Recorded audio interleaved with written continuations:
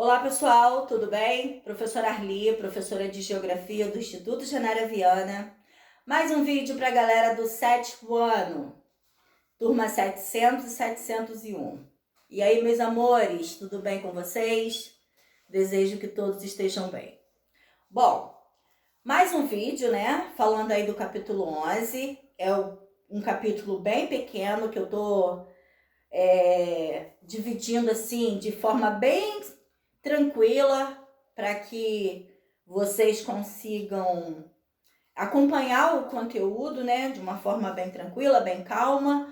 E nesse vídeo eu vou fazer a correção de algumas questões, né, sobre o assunto que nós já trabalhamos em vídeos anteriores.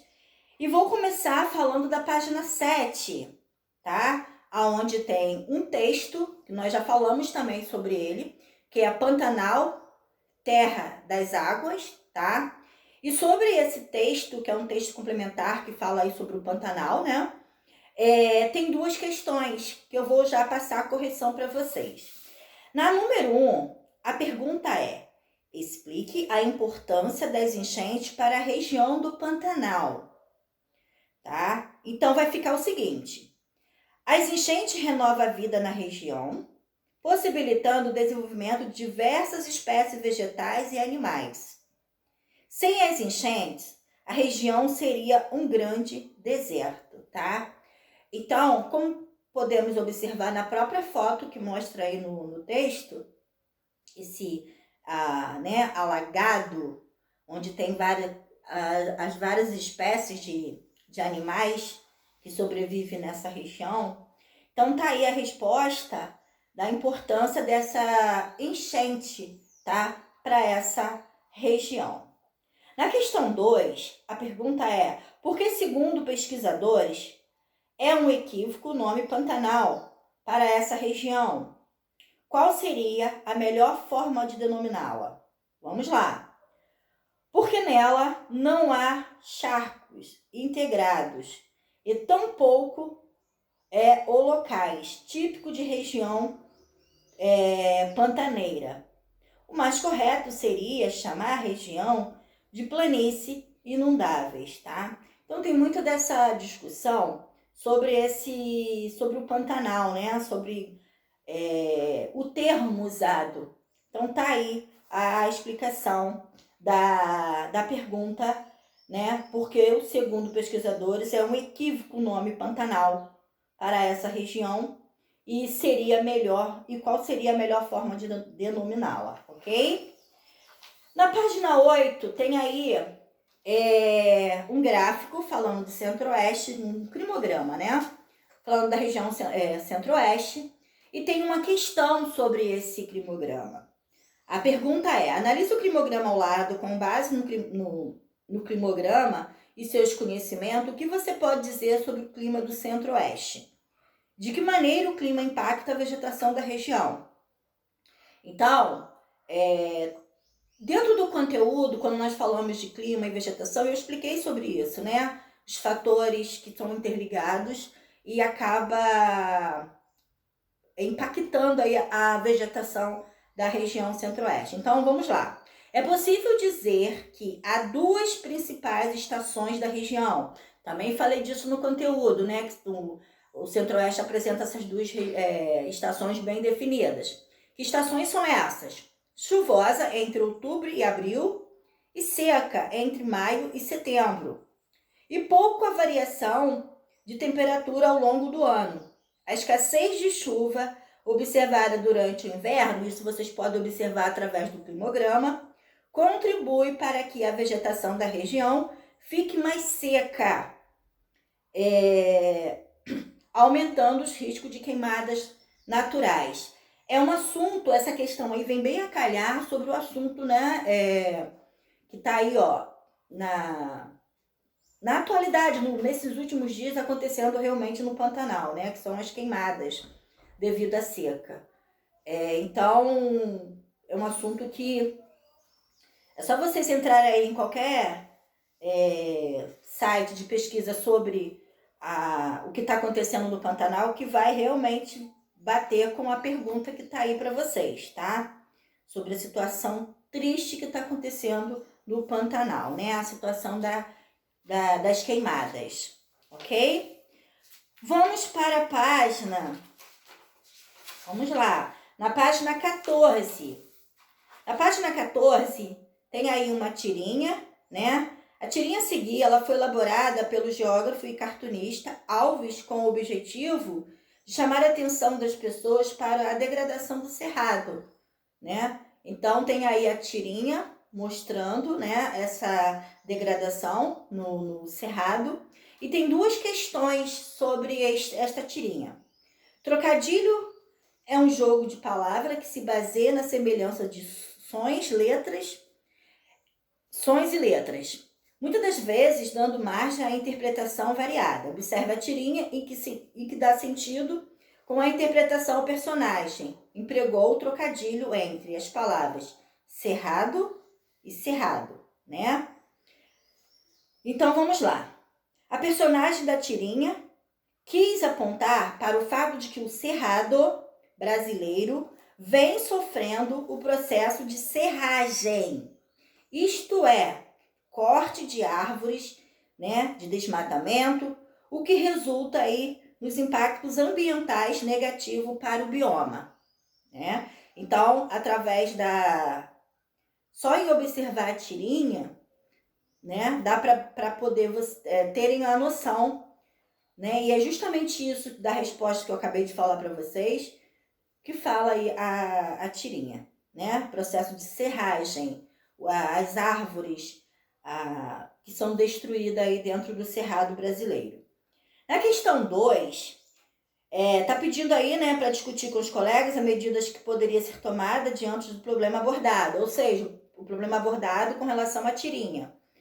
Pela tirinha e note suas conclusões. Isso aí, gente, é pessoal, tá? Vocês podem citar como exemplo a necessidade de aumentar a fiscalização, de discutir leis rígidas, né, contra o desmatamento e de conscientizar a sociedade sobre a importância do cerrado. São alguns exemplos que eu estou citando para vocês, mas vocês podem responder com as próprias palavrinhas de vocês, tá bom? Então, são situações que tem que ser discutida mesmo, tem que ser colocada em prática, porque não adianta colocar só no papel, porque essa situação de queimada, destruição, a degradação da nossa natureza, ela vem crescendo cada vez mais. A cada ano, né? Principalmente o cerrado passa por esse processo de degradação que aumenta a cada ano. Na página 16, tem aí, ó, Cerrado, um dos hotspots mundiais da biodiversidade, né? Tem um mapa mundo, mostrando toda essa biodiversidade distribuída no mundo, né? Aí também tá o nosso cerrado, e tem duas perguntas sobre este mapa dessa biodiversidade. A primeira é: explica a importância do cerrado, se necessário, consultar um infográfico. Lá na página 12 e 13 da apostila de vocês, tem esse infográfico que mostra aí, né, o cerrado, e através desse infográfico que se encontra na página 12 e 13, vocês conseguem responder. Mas vamos lá, vou tentar ajudar da melhor forma possível por aqui. Vocês podem colocar o seguinte, que a biodiversidade do cerrado é importante para a fauna e flora brasileiras, pois conta com uma imensa diversidade de espécies, representando aí 30% da biodiversidade do país, que se adaptam ao regime climático tropical das regiões em que esse ecossistema se encontra, ok? Então, olha, é uma grande quantidade, né? Representando aí 30% da biodiversidade do país, né? Isso é a biodiversidade do cerrado. Só no cerrado brasileiro se representa 30% né? Quando você pega aí toda a biodiversidade do país, é encontrado nesse ecossistema. Então, cada vez mais eu volto a falar, tem que ter um olhar especial para esses biomas. Na 2, a pergunta é: por que o Cerrado é considerado um dos hotspots, né, como mostra no próprio mapa da página 16? O Cerrado é considerado um dos hotspots devido à sua biodiversidade e à intensa devastação de sua cobertura vegetal original, tá? Então, por isso que ele é considerado aí, né? E se encontra dentro desse mapa mundo de quantidade, no único espaço de uma grande biodiversidade, ok? Vamos para a página 18, tá? Eu vou finalizar com vocês na página 18 e as demais questões eu respondo para vocês no próximo vídeo. Então, na página 18, tem aí, ó, sobre o clima predominante na região centro-oeste. Letra A, identifique qual é esse clima. A resposta para esta pergunta, galera, é clima tropical semi-úmido, tá? Letra B, cite suas principais características. Então, vamos lá. Pequena variação de temperatura ao longo do ano, médias térmicas anuais superiores a 22 graus e 2 estações do ano bem definidas. Quais são elas? Verão chuvoso e inverno seco, tá? As duas estações que se referem à região centro-oeste, quando fala 2 estações bem definidas, são essas: verão chuvoso e inverno seco.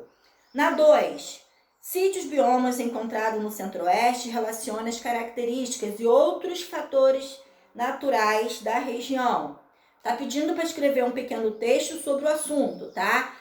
Essa resposta é com vocês. Vocês vão lá durante o conteúdo e vão pegar, né, os biomas que se encontram na região centro-oeste e vai fazer um resumo, tá? Com pequenas, bem curtinho.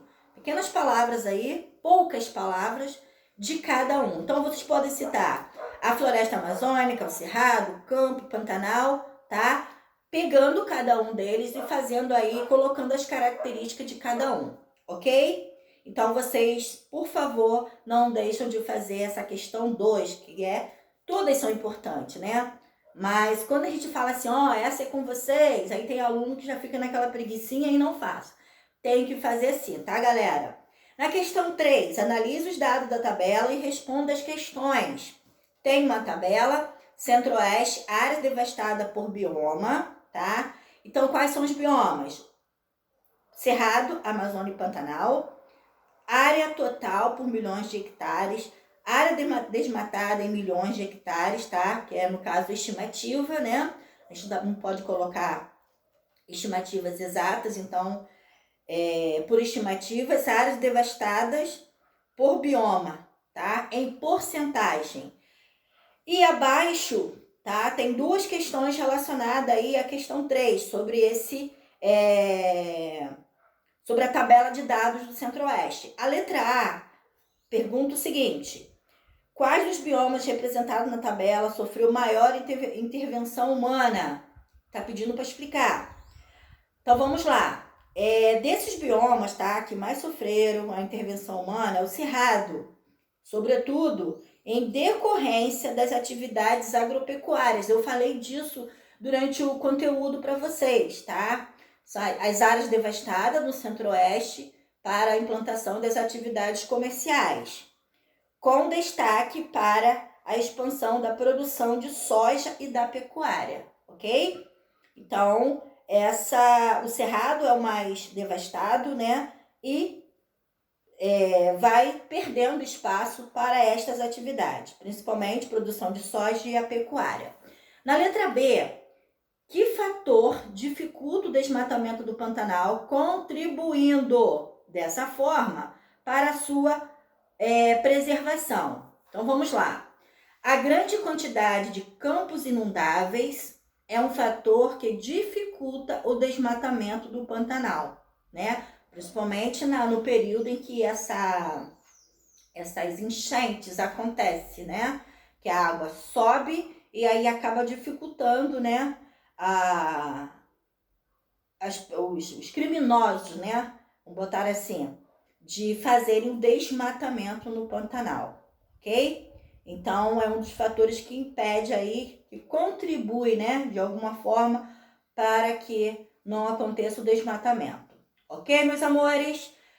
Ficando por aqui, faça a continuação da questão 4, 5, 6, na página 19, no próximo vídeo. Até breve, se Deus quiser.